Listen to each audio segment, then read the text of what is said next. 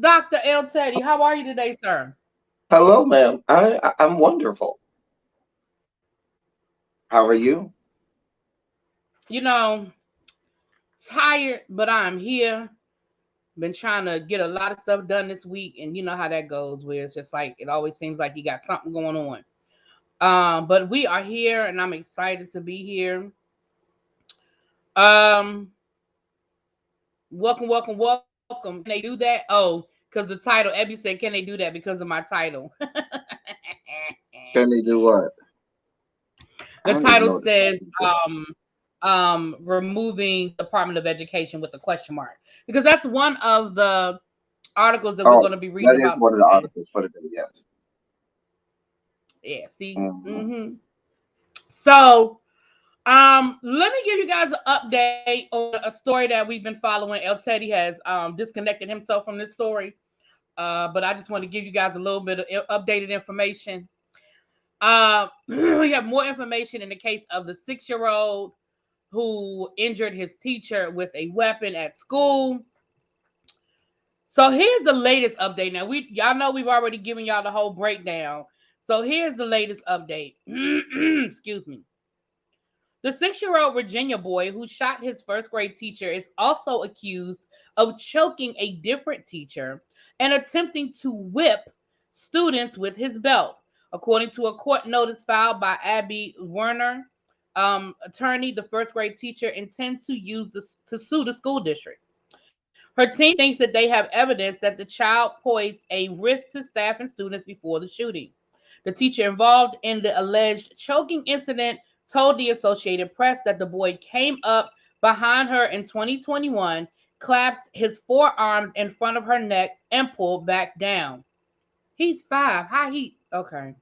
Before a teaching aide intervened and pulled him off. She must have been sick. Like, the legal notice filed on behalf of Zwerner stated the boy slammed and destroyed her cell phone 2 days before the shooting.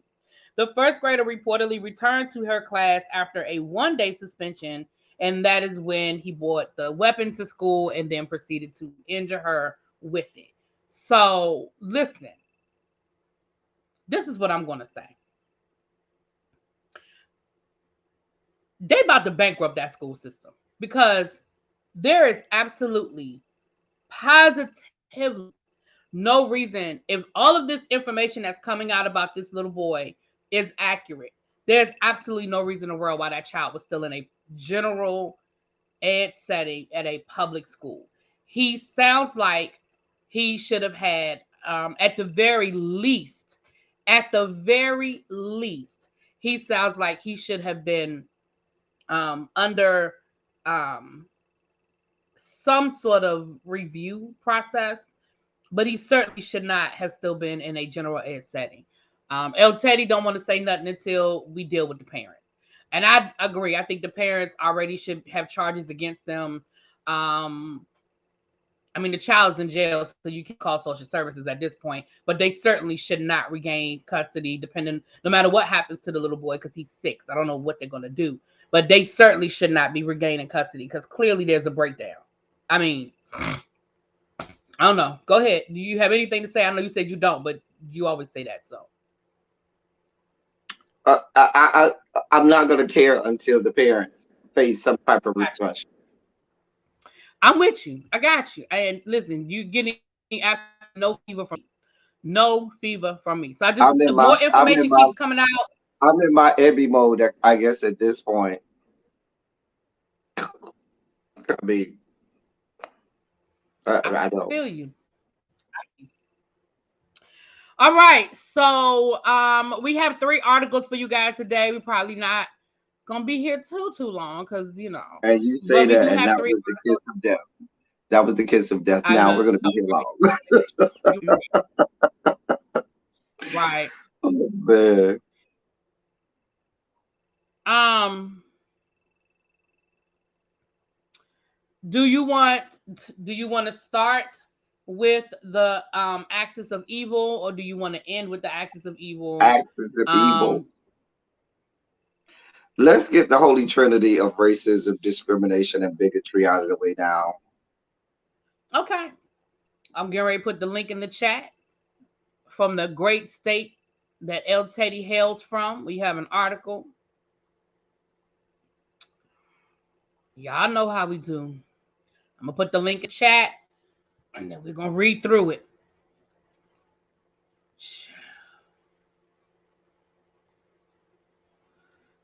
Oh boy. Hey everybody coming in. Thank you, thank you, thank you for being here. The link is in the chat. Let's get this party started. So, this article is coming from The Hill. It is dated February the 5th, 2023. Title: DeSantis wants a core curriculum. That idea is college kryptonite. Ron DeSantis, Florida's governor and potential Republican presidential prospect, says he wants to mandate a core curriculum in public universities as a way to ensure young Floridians are grounded in Western civilization. To the nation's higher education leaders, that idea is political kryptonite. Proponents of the core curriculum say every student should emerge from college with a core of human knowledge, not necessarily Shakespeare and Dante per se, but some sense of civilization's greatest books and finest ideas. But college faculties have struggled to decide what a core curriculum should include. Rather than require any specific course, most universities fall back on broad distribution requirements, mandating that students take a STEM course here, an arts course there, to explore the academic world beyond their major. At schools with comparatively lax distribution rules, no one must study any one discipline, let alone take a prescribed course. As a result, students can graduate from Amherst, Brown, Johns Hopkins, or UCLA without ever taking a class in science or history or foreign language. Supporters of core learning says these schools, indeed most American universities, abdicate their responsibility to make specific choices about what students should learn. I think that there are some things that everybody ought to know, said Roosevelt Montes, senior lecturer in American Studies at English at Columbia University. It's an idea that academia has largely walked away from, but without, I think, a very good reason. From 2008 to 2018, Montes directed the core curriculum at Columbia, founded in 1919, one of a few surviving programs that require all undergraduates to complete a sequence of interdisciplinary courses. Few other institutions also maintain ancient core curricula. Programs formed in the pre-digital age. The University of Chicago requires undergraduates to complete an expansive core curriculum, choosing from a menu of customized courses. St. John's College, the famed Great Book School, teaches a 4-year sequence of fundamental texts that campuses in Annapolis, Maryland, and Santa Fe, New Mexico. All of those institutions regularly review and revise their core programs to add diversity and depth. We've added Simone de Beauvoir. We've added Baldwin. We've added Toni Morrison. These are all lengthy debates. And Mark Roosevelt, president of St. John's in Santa Fe, is sort of like amending the U.S. Constitution. It should be hard. But to create a new core curriculum from scratch, it would be incredibly difficult to craft a core curriculum today, and I don't know anybody who's trying to do it. Generations ago, professors taught from a static list of Western scholars, most of them dead, white, and male. Late in the 1800s, the advent of the modern research university inspired a movement away from general education to academic specialization and majors. After 1900, an influx of immigrants sparked a decade-long resurgence of core programs that stressed Western intellectual thought. In the civil rights years, critics assailed core courses for ignoring women, Black Americans, and pretty much anything outside of the white European American tradition. Colleges abandoned core curriculum en masse, or curricula en masse. In the modern era, students typically pass from a high school where most courses are prescribed to a college where they are free to study pretty much what they want. Leaders of academia argue that their job is to teach students how to think, problem solve, and interact with the world, not to assign a list of essential books. And the article kind of goes on from there. It's a pretty lengthy article, you guys. But I Go think down really be it gets where to you the want me to. point where it says all the way at the end, where it says the new push. I was trying to get you to stop that middle part and go right there. You see it? I'm looking now. The new push. I'm looking for it. The new push. I don't. Wait a minute. Yeah, I don't see it. Wait a minute. How far down? Because I'm looking at the last It's couple of toward the paragraphs. end. I Uh, got you. The new oh, push I see it for now. Oh, go ahead. I see it now, but go ahead. The new push for a core curriculum in Florida is part of a larger campaign by a conservative governor to root out perceived liberal bias in the state's education systems. Quote, in Florida, we will build off of our higher education reforms by aligning core curriculum to the values of liberty and the Western tradition, DeSantis said during a press conference Tuesday. Handouts from the governor's office gave sketchy details, but both the New York Times and the Chronicle of Higher Education reported that DeSantis intends to require courses in Western civilization in Florida's public universities. Academic leaders countered that no state government should impose lesson plans on a university. Quote, I don't think that the site of I don't think that the site of curricular decision is the state legislature, Montes said. I think the site is the faculty of the school. Whatever comes of the whatever comes of the Florida governor's initiative, the core curriculum may be seeing a modest resurgence. And it just goes on from there. Here's the deal. Most No, I'm not gonna say most because I have to go back to when I was in school. Things have changed over time. When I was in school, this is early 2000s, late 90s, early 2000s. Um, Long, long, long, long, long, long, long time ago.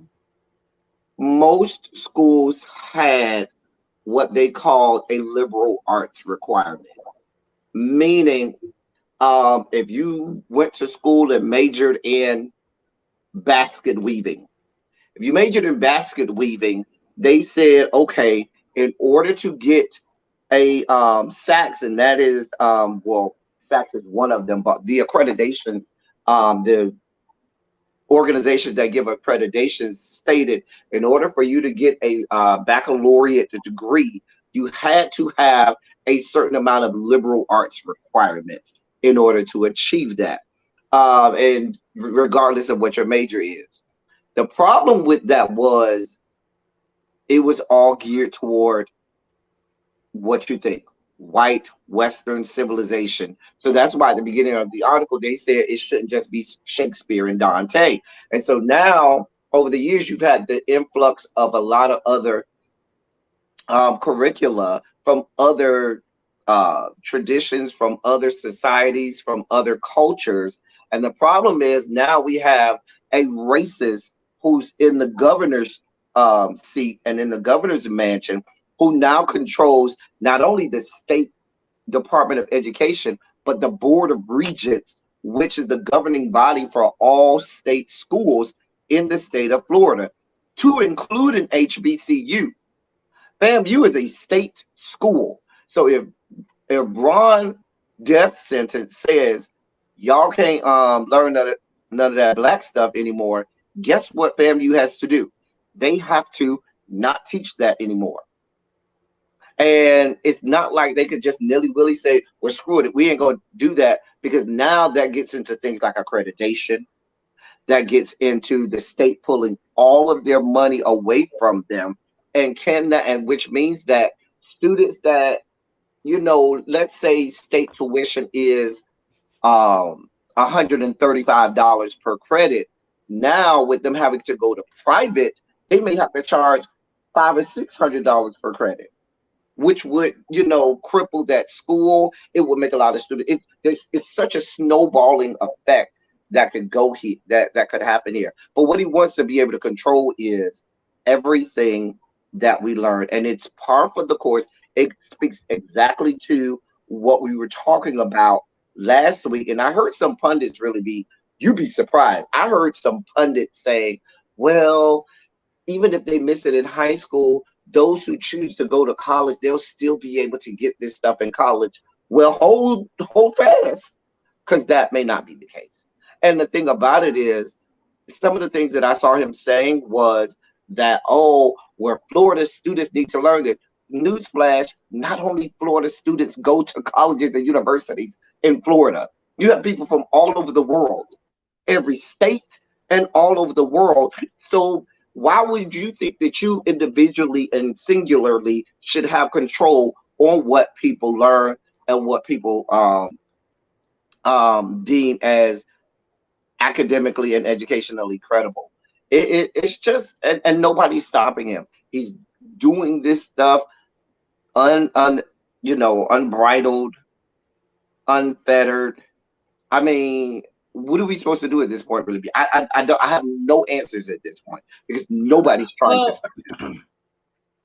and I agree with you on that. But you know what? I've been hearing a lot of, not a lot, I'm not going to exaggerate, but I have been hearing rumblings of boycotting Florida, especially after the last couple of things that, with the AP course, and then with the situation with the professors. Um, I mean, I don't know how effective that is. I don't know if that's even something that would really, happen, that would be effective enough for DeSantis to matter. But what I was reading was they were saying that not just necessarily boycott Florida, but if you rope in Disney and Universal into that. But then that would require a lot of people to sacrifice their, summer plans and things of that nature. And I just don't know if it's effective. Now, if it gains legs, but I don't know. I just been hearing rumblings. What do you think about that? Um, it sounds good, but you know what it sounds like? It sounds like sometimes you'll see like on Black Twitter or different places where they say, "Oh, on such and such a day, don't go and buy nothing," and is that really going to And it was happen? right. That's not effective. Right. And my other scary part is what I fear is going to happen. He's going to do all of this stuff, go run for president. God forbid he wins. And Oh God. now he set the state back dozens of years. You see what I'm saying?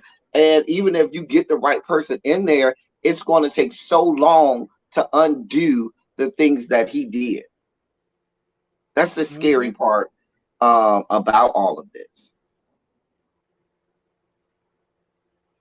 That is the absolute scary part for me, as absolute scary part. And I'm with you. I think it could be effective if it could be something that is organized, that is clear. What is the beginning? What is the effect? Like, what do you want? And people have to be willing to sacrifice for a period of time, not just, oh, we're not going to go there for spring break, but we'll go in July. Well, that doesn't, you know what I mean? And here's my other question, really be, where's Miguel Cardona with all of this stuff? You're talking the Secretary of Education I don't think has I've heard him been make a statement at all. mute. Have we? He has been mute on all of this. At no point do you see him. I saw Betsy DeVos way more than I saw him. And you don't see him screaming from the rooftops. If I were Biden or somebody, I'd be looking into, hey, you want to not teach all of these things? Well, fine. We'll start taking federal funds away from you all. Like, something at some point is going to have to be done so that there's some type of pushback.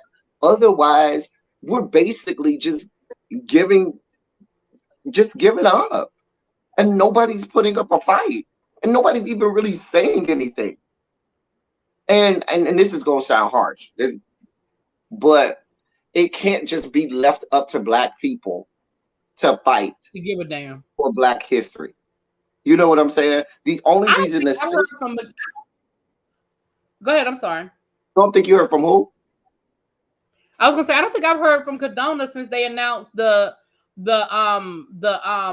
student loan debt relief that quickly was shut down. So I don't think I've heard from him since then. Like, I mean, seriously, I don't think I've heard from him. He doesn't say anything. And the civil rights movement was only successful because it was more than Black people involved. Right. And the same as the But I abolitionist think movement. too, right. But I also think too, and this is the other thing that and it's the other thing I try to tell my students when we talk about, we always look back on history with these rose-colored glasses that everything was so great and perfect. And I'm like, no, like, and I always use the example of the Montgomery bus boycott, and I say it started off as a day. And when they saw how effective that one day was, they say, well, maybe we should do a week. Oh, well, let's do a month. And what happened was they knew what the end goal was, and they saw the impact when they saw those buses were empty, and they were like, wait a minute. Because it only started off as a one-day protest, right? But then they realized, wait a minute, this could really be something. And I think so. I mean, using the Florida situation as an example again, there is a lot in Florida that could cripple Florida's economy. And if people really truly, and again, it's never going to be 100%, so that's not even what I'm saying. But if we could even get half of the people who were planning to go to Florida, let's just say spring break, let's just use that 2 to 3 week period where everybody's on spring break in America. We're talking about college students not going to Florida to party. We're talking about families not going to Florida to go to Orlando for whatever reason they're going to Orlando. We're talking about people not going to the Keys. Like, there's a lot there. Even if only half, because what's going to happen is Ron DeSantis doesn't give a damn about us. But what's going to happen is the president of Disney is going to get on the phone and say, whoa, whoa, whoa, whoa, bruh. The president of Universal, the hotel association, the hell at this point But even the here's Airbnbs. the scary part of that really be he d- he's willing to throw out all of that baby in the bathwater. Remember, he took away a 60-year policy, legislative policy that meant that Disney would then receive billions of dollars of taxes now because they were, Disney had this thing with the state of Florida where they didn't get property Yeah, tax, and he threw that away and told Disney where to go and how to get there. So much so, right. Disney put out a letter saying, "Hey, bro, we have properties the size of Disney World in several states. Please don't test our gangster." Like, he's willing. That's what these Republicans have proven. They're willing to throw the baby out with the bathwater. And I agree with you. I agree with you, and that's why I'm saying that it's whatever because again I'll compare it to the civil rights movement. A whole lot of these governors and mayors, I mean, look at Bull Connor. Like, they were willing to defy the president of the United States. They were willing to take the hit. They were willing to be like, whatever, we ain't doing it. I don't care what you say. Oh, you gonna send the army? Well, I have the National Guard. Let's figure it out. Like, but people had to understand that it was a long-term fight. It's not, especially for somebody like a Ron DeSantis. No, he's not going to get scared and buckle. You're not, you know what I'm saying? It has to actually happen, and it's going to have to happen for a period of time. But Mhm. I agree with you. Though. I'm not saying that it's an easy fix. I'm not even saying that it's the fix. But I am saying that I just been hearing the rumbles because I agree with you. Everybody's been very quiet, and when I say everybody, I mean everybody. Because I don't even I hear Democrats rumbling, but I don't hear nobody doing like I don't hear anything.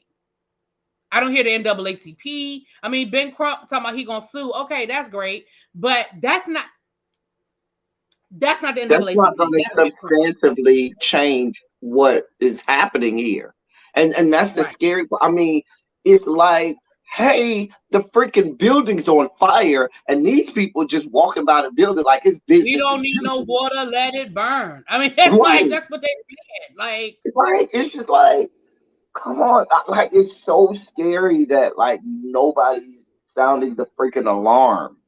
And I don't, like I said, unless you start to get into the federal department, DOE, you know, saying, or the Fed saying we're removing tax dollars from the state of Florida, and things like that. We're removing all Title One. If unless they start to do that, I just don't know. I just really don't know where we go. And Biden and Cardona have not proven they have the balls to do that. So we're just I have no idea. I'm afraid for. the youth of America. Well, next story. Let's roll on with it. Um, hold on, you guys. Do we want to go? We want to talk about? Well, let's do that one last since that's what I made the title. Let's talk about provocations and possibilities. Stanford seminar examines the future of Have chat you been following GPT. this at all?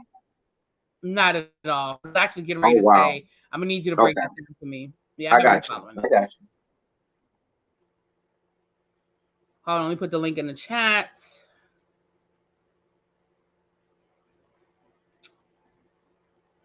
All right, let me. Mama said, "Mama." Oh no! Oh, that's the wrong link. Oh Lord, that's my email link, child. Hold on, let me delete that in the chat. Okay, that is not the link. Y'all do not click on that link. That is the correct link. Hold on, let me see if I can delete this comment. Oh no, I don't want to block the user. I have to do. Okay, I have to do it. No, Um, if Tracy or so Ahmad is in the chat, I can go in the chat. I can go in the I was gonna chat. say I don't know. Okay, Danny's in the chat. Danny's a mod, I think. Yeah, Danny. Danny, can Yeah. you delete? Can you delete that first link? Isn't Danny a mod? Hmm. Eddie was in there too. She's a mod. I'm going in. Uh, I'm going in. If my internet will act right. Child, let's not talk about that. All right. Uh, Um, thank you, Teddy. So this is coming from Stanford Education, February the 3rd of 2023. Provocations and possibilities. Stanford seminar examines the future of chat GPT in education. On the heels of the release of Chat GPT, Stanford convenes educators from across the country for an online seminar to discuss its implications of generative AI on education. Almost before the words Chat GPT became cemented in the popular consciousness, educators both to fawn and fret over its implications for their field. As cautionary stories swirled in the popular media and Chat GPT passed written examinations at top law and business schools and even a medical licensing exam, public debate raged about the larger implications of artificial intelligence that can create pages long essays on virtually any topic. The chatter and fears raised by pundits and commenters is very loud, says Associate Professor Victor Lee, faculty lead of the AI Plus Education Initiative at the Stanford Accelerator for Learning. But one of the best things we can do right now is pause and listen to concerns from K through 12 educators themselves. To begin his work, a collaboration of leaders from the Stanford Accelerator for Learning, Stanford Haslow Planner Institute of Design, the D School, and the Stanford Institute for Human Centered Artificial Intelligence recently convened an online seminar for K 12 educators from across the country to join in a frank and open dialogue about Chat GPT, its issue, cases, and implications. The result was exploring generative AI tools in classrooms, a 90-minute seminar with some 50 practicing educators. Open dialogue. The January 26th seminar struck a constructive tone, seeking to create groups where educators and others could explore the generative possibilities for how to welcome Chat GPT and similar technologies into the classroom. The inclusion of voices from OpenAI, the organization that launched Chat GPT, brought an important and fascinating perspective to the mix, noted Isabel Ho. I'm gonna just say that's how you say it. Executive director at the Stanford Accelerator for Learning. I'm sorry. I'm sorry. We started to answer some big questions about this still very new technology and began to think deeply about what education means in the context of such a powerful tool, she said. It was an all too rare opportunity to have researchers, educators, and tech developers collaborate authentically toward better design and solutions for education. OpenAI shared concerns about its own technology, but also provided a roadmap to help teachers integrate ChatGPT in their work while detailing ways it is working to address educator concerns like plagiarism detectors and reducing bias from its data sets. I hope the educators, policymakers, and technology companies can work together to design standards for safe, helpful, and responsible systems, said Lama Amid, a policy researcher at OpenAI, who laid out a twofold challenge for the field. How can we equip teachers to deploy these models effectively, and how do we equip students to navigate the complexities that AI will create? It's almost done, y'all. Creative confidence. In the few weeks since Chat GPA release, educators have run the gamut of emotions, acknowledged Laura McBain, interim managing director of the D School, in her opening comments. We're feeling excited, anxious, nervous, Brian said. But what we are really trying to do across these existing technologies is help everyone develop their own creative confidence to change the world. We're excited to host a brainstorming session to talk about the provocations and the possibilities of Chat GPT. The discussions generated ideas for educators to devise creative lesson plans, improve their classroom experience, and help students grow.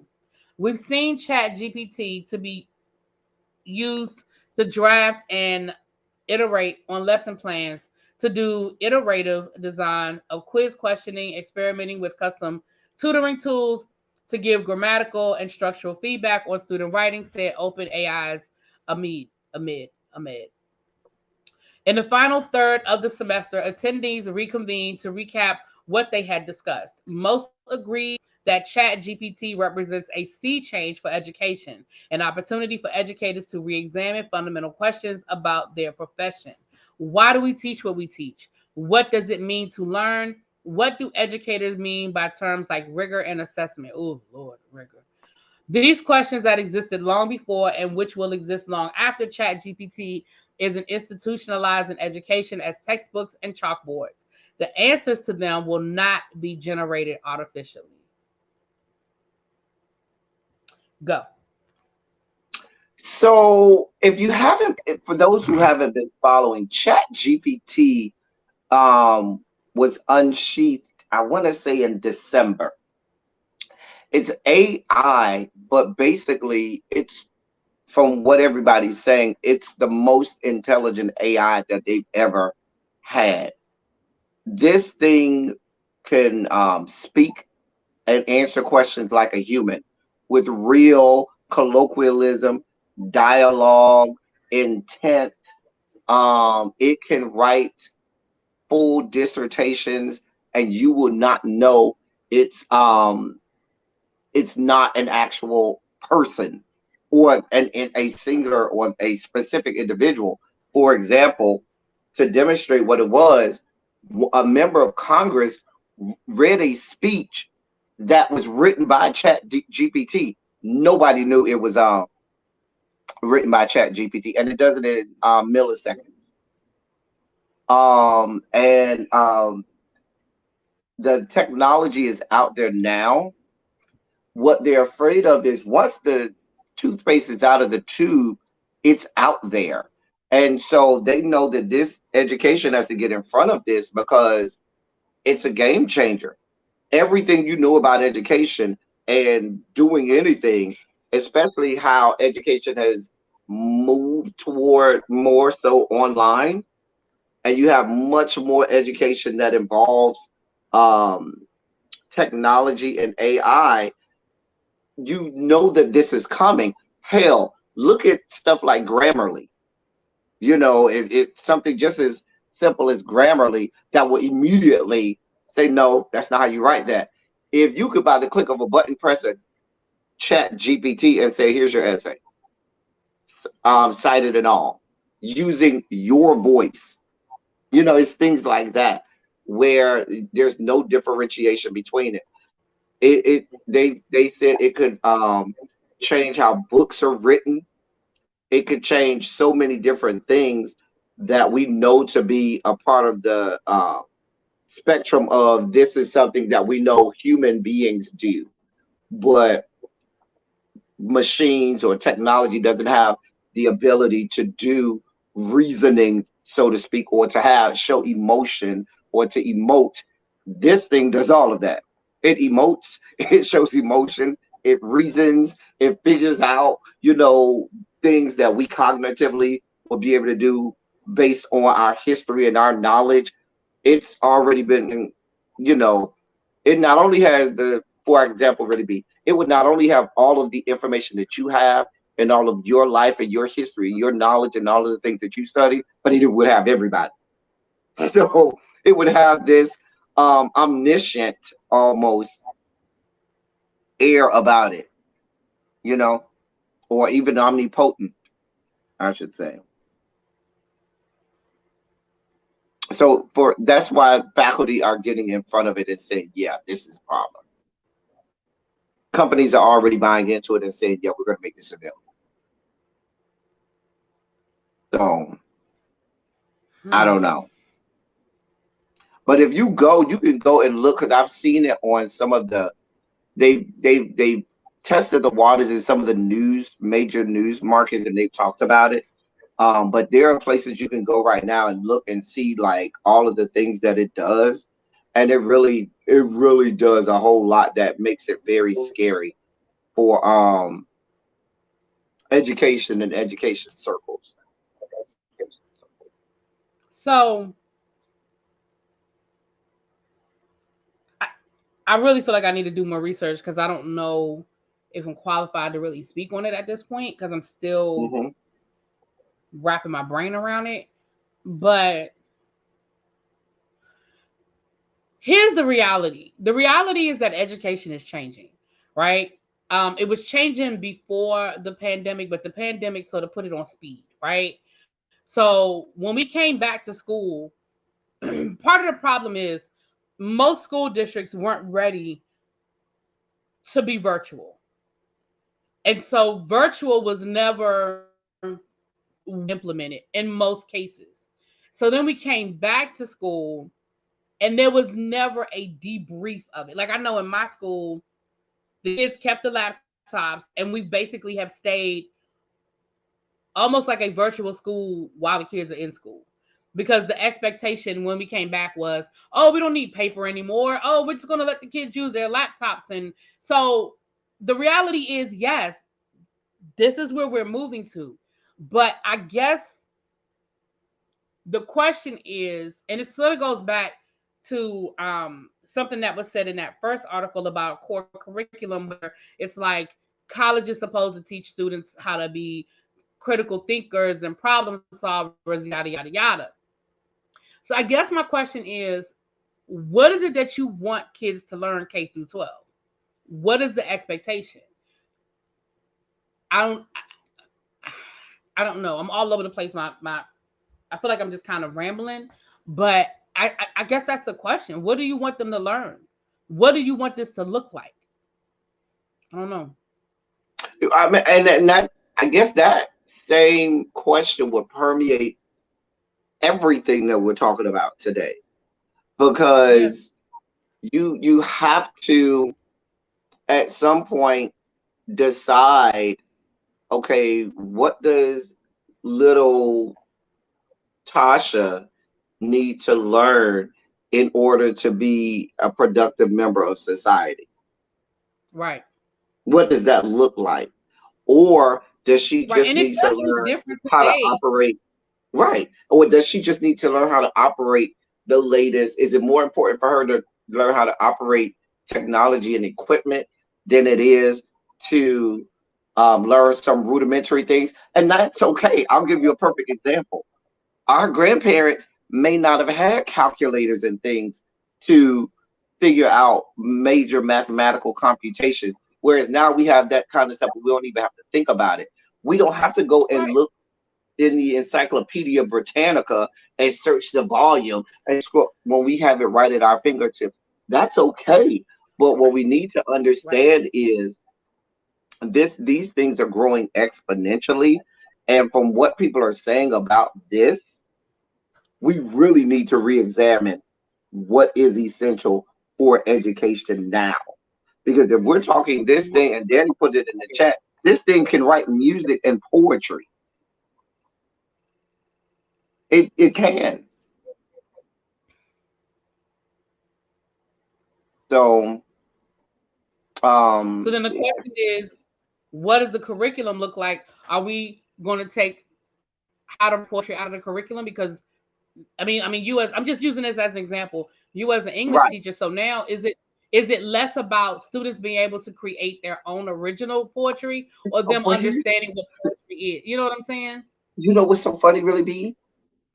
I'm going back 12 years. They were fusing poetry out of English curricula. They were telling us in an English class not to teach whole novels. This is a conversation that has been 12 years ago was being said. Why are you teaching a whole novel?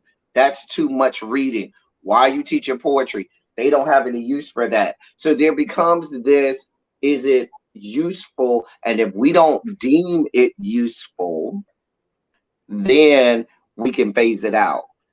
That becomes Right. dangerous because what you deem useful or appropriate for academia, someone else may not. Or what you may not deem useful, I might say, no, I need that. I want to go in that area. That's something I absolutely need to know. Think about the how they started removing all of the music courses and a lot of the arts from schools. It's the same thing. They said you don't need that to be a productive member of society, so we can phase it out. Right.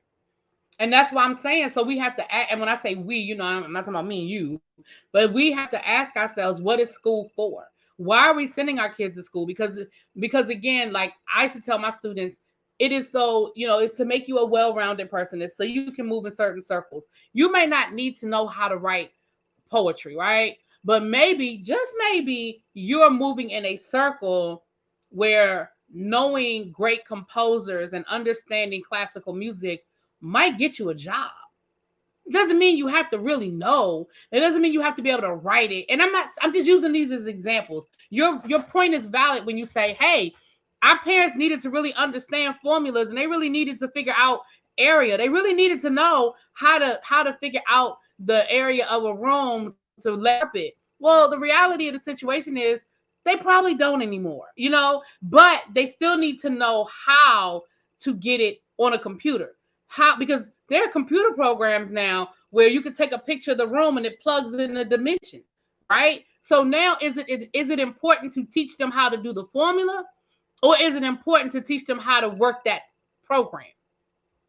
You see what I'm saying? But that's why I Mhm. say we as an educational system have to figure out what it is we want our kids to learn. What do we think they need to know in this new global world that has evolved? If it's Can not I just important anymore, go ahead. I just want to say something real quick because you made me think about it. I want to forget it.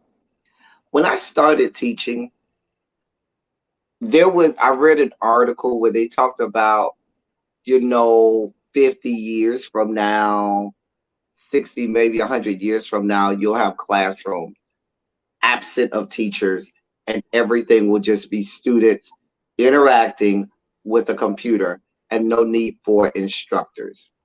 And I said to myself, I don't know that I'll ever see something like that in my lifetime. I actually could see that much sooner than later. Especially think I about where can, but we are. again, Go I ahead, I'm can, sorry. but again, no, no, no. I'm sorry. I think I cut you off. Go ahead.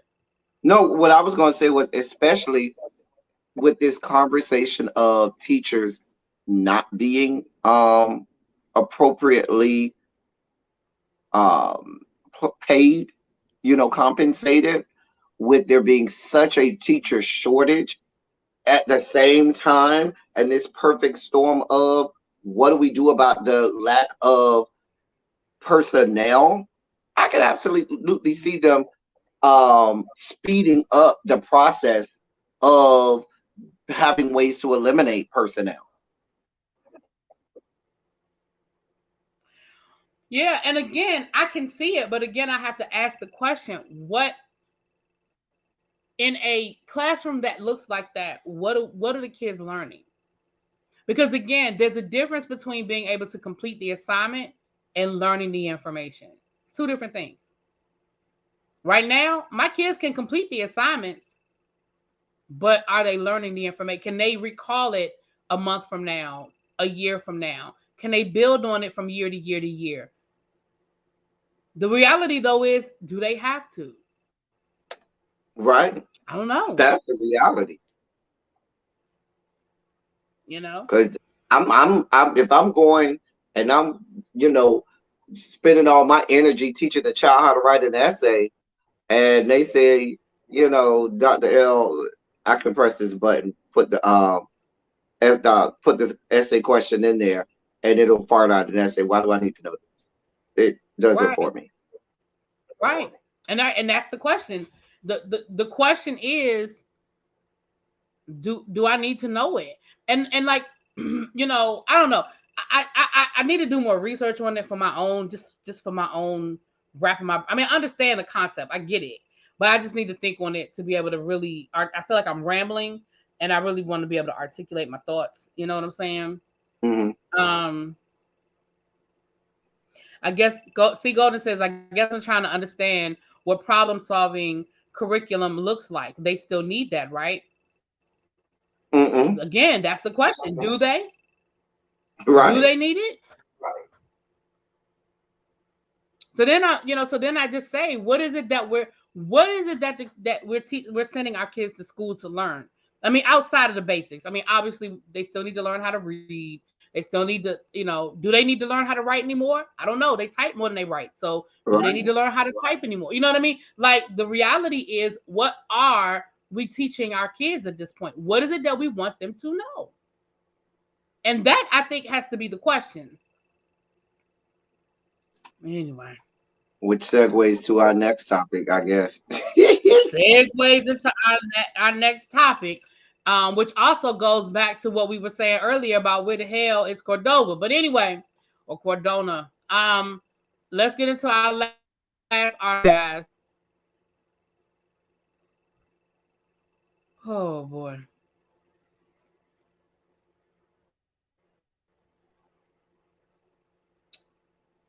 Okay.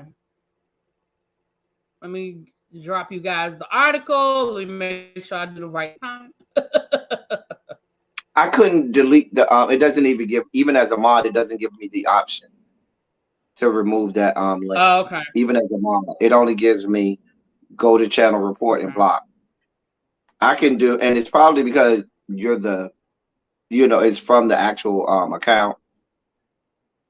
But it does it for All right. I'll everybody have else. to Like go I back can in there. remove. Hmm. Okay.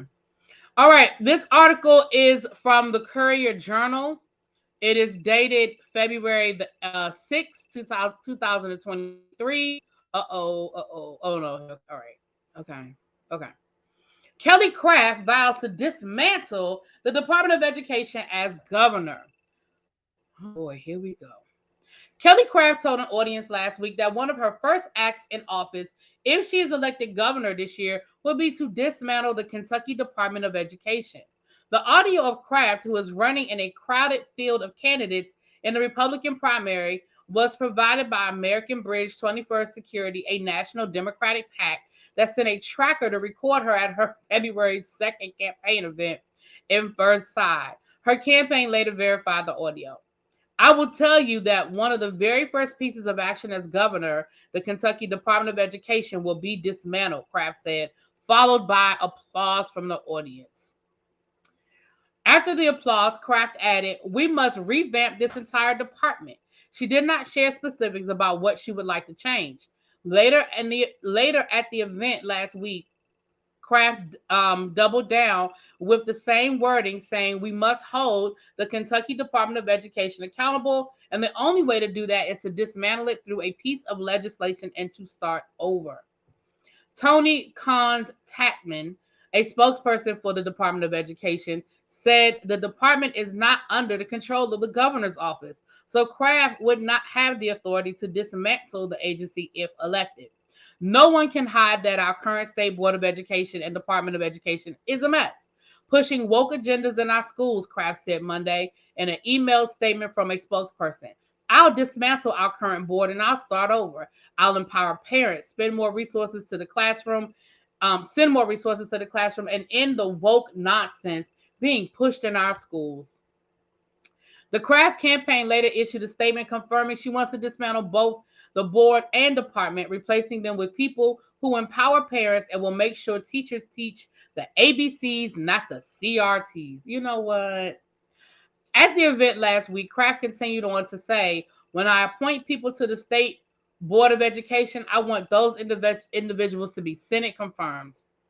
The governor appoints members of the Kentucky Board of Education, and they must be confirmed by the Senate by the end of the next legislative session. If an appointee is not confirmed, they can no longer be on the board, and the governor must pick someone else.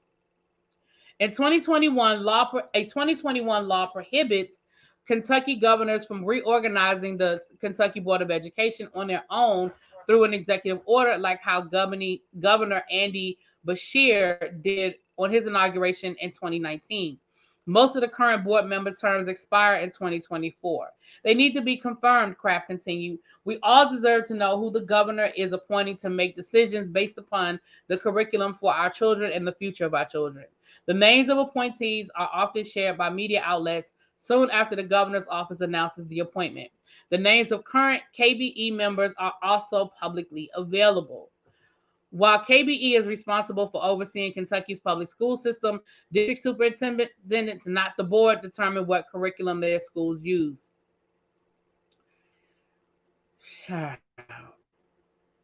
The state education board is also responsible for firing or hiring Kentucky's education commissioner. Kraft did not mention a desire to get rid of current commissioners Jason Glass, who replaced Wayne Lewis after Lewis resigned shortly after Beshear was instituted a new board in 2019. Kraft also dinged the Kentucky Department of Education for allegedly discouraging teachers from having relationships with the parents. Who does that hurt the most? It hurts our children, Kraft continued. This is not a policy of KDE's, Tapman confirmed. We are not really sure where this is coming from.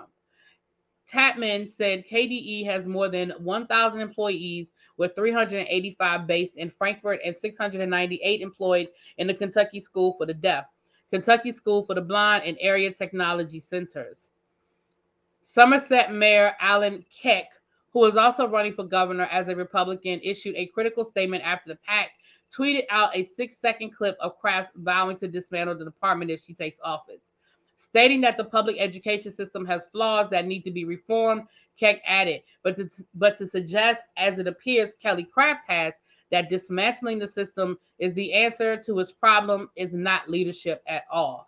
I'll put in the work as governor alongside Kentucky teachers and administrators to make our education system one of the best in America.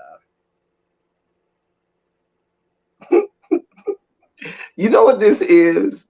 It's so much political posturing. The woman does not even have the ability I was to going to do say, first of all, I'm going to what need she somebody to says tell her she's that she doing. can't do that. Like, that's not how that works.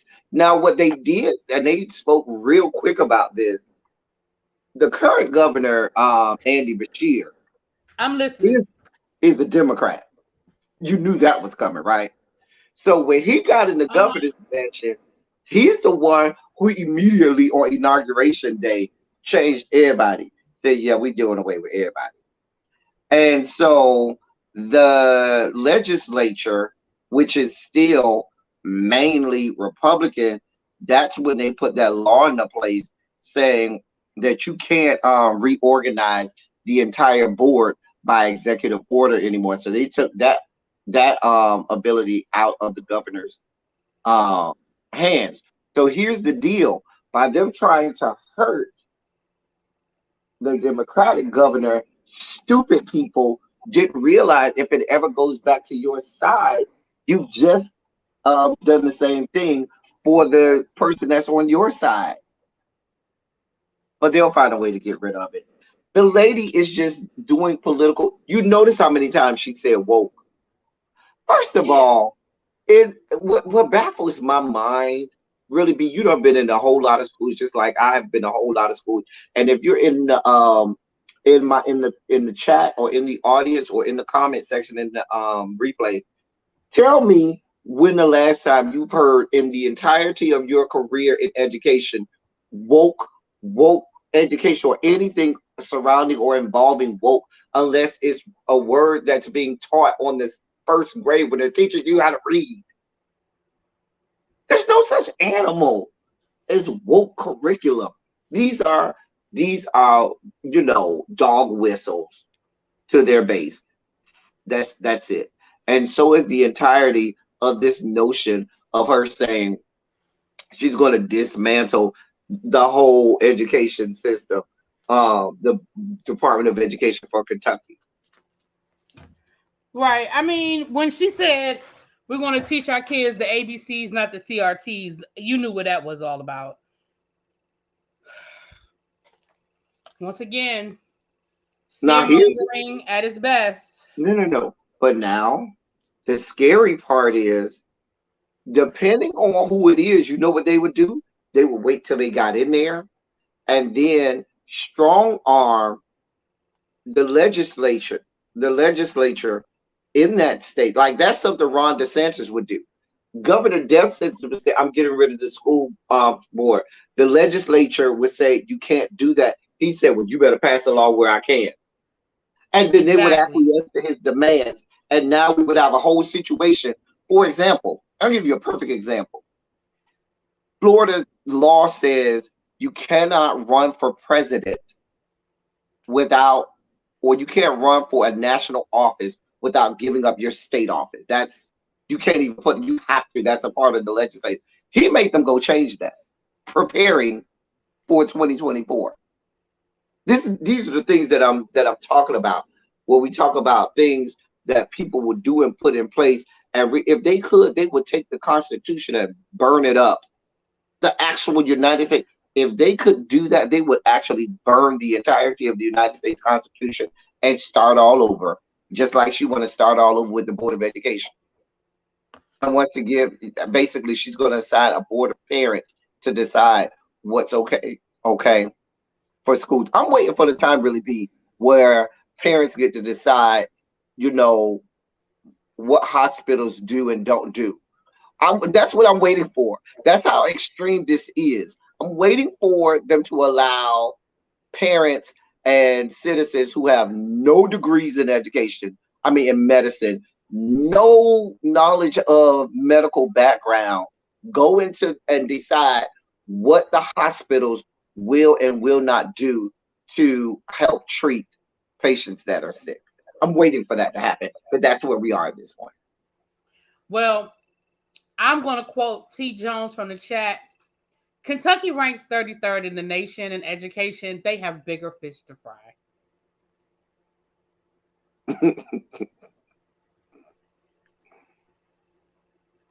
It's, it's So about we said we'd be here an hour, didn't we? We are at 58 minutes. Listen, you guys, we did not forget about the 1619 project, but I don't think y'all understand just how complicated El Teddy is and my schedules are to link. So we are definitely still going to do it. We did not forget it. As soon as we're able to link our schedules, we will be might make posting. sense for our Um, annual Black History Month video. Yeah, maybe. Because what we may not be able to do is make all of the episodes live reviews. We may have to do like maybe one big live at the end to just talk about the whole series. Because again, it may be easier for us to, record at 10 o'clock at night or something. So we would just record it and put it up. But we did not forget. We are still planning to do it. Um, so yeah, Yana said, "Why didn't I get enough?" Girl, listen, I can't explain YouTube because we don't even have enough subscribers for you to YouTube to have a problem sending out our notification. Okay, like I don't know. Child, child. Yeah. It's Well, really El be with the Teddy, busy schedule. Not me, y'all. right? It's her. No, that's El Teddy with the busy schedule. Well, El Teddy, you can have the final word before we get out of here. I love y'all. We always here. Y'all, we have been doing really good in 2023. I am very proud of us. I am too. I'm very proud of Very us. good. I'm very proud of us. Been doing really well in 2023. Now y'all go like and share and subscribe and all of Yeah, that good. y'all go share it out, subscribe, and all that good stuff. All right. Mwah. I'm out, y'all. Well, we out. Sorry. Whew.